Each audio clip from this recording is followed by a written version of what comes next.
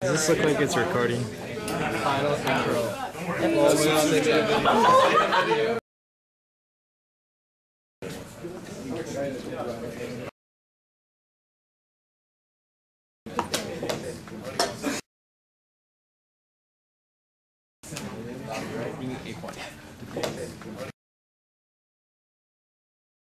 Is it better to be feared or respected?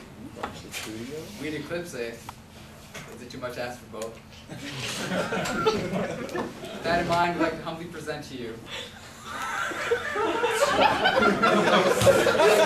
the crown jewel of Eclipse's, an Eclipse's series of autonomous lunar excavation robots, the first to be equipped with specialized sensory technology.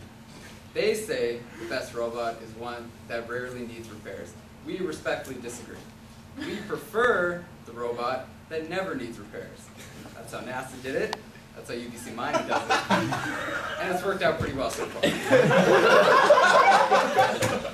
Ladies and gentlemen, for your consideration, for Jericho.